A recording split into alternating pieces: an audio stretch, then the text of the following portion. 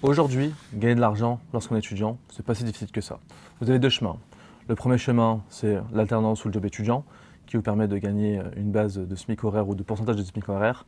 Et la deuxième solution, c'est l'entrepreneuriat, qui vous permettra de gagner plus de 30 € de l'heure.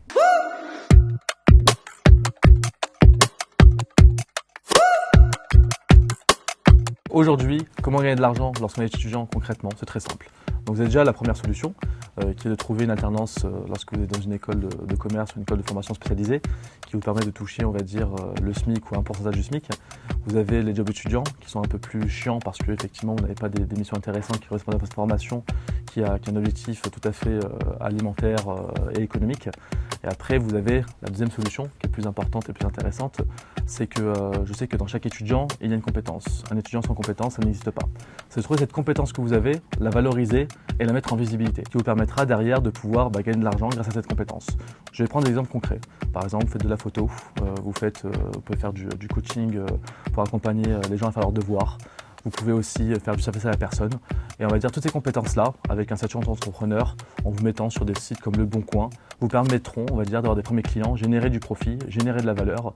Et c'est des prestations qui seront facturées bien au-delà du SMIC horaire. Et c'est vrai que c'est un bon moyen pour les gens de s'enrichir. Et au-delà de s'enrichir, ça vous permettra aussi de valoriser de nouvelles compétences sur votre CV et de vous mettre déjà aussi en projection de carrière et vous donner plus de maturité. Donc comment concrètement? C'est très simple. Il ne faut pas oublier que les étudiants ne sont pas au-dessus des lois. Donc ils vont devoir, s'ils ont une activité, on va dire connexe à leurs études, créer un statut d'auto-entrepreneur, qui est le statut le plus simple, le plus flexible en tout cas pour démarrer et pour pousser ses études à côté, qui vont permettre de facturer des prestations de services. Ce statut se crée sur internet, sur le site auto-entrepreneur ou sur d'autres sites. Donc je vous conseille d'aller sur le site officiel parce que c'est gratuit. Et sur d'autres sites, on peut vous demander quand même de payer.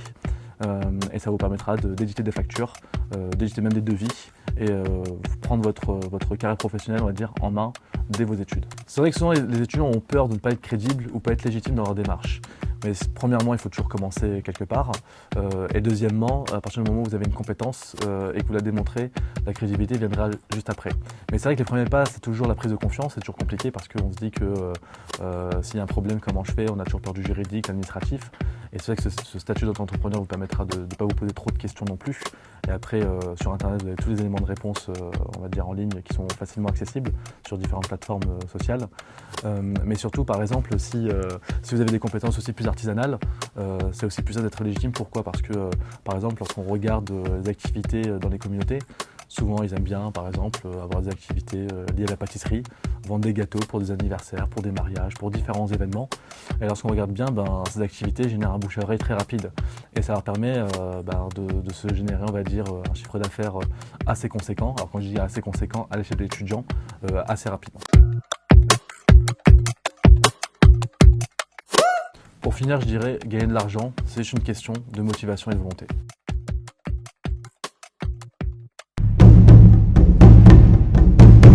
Good.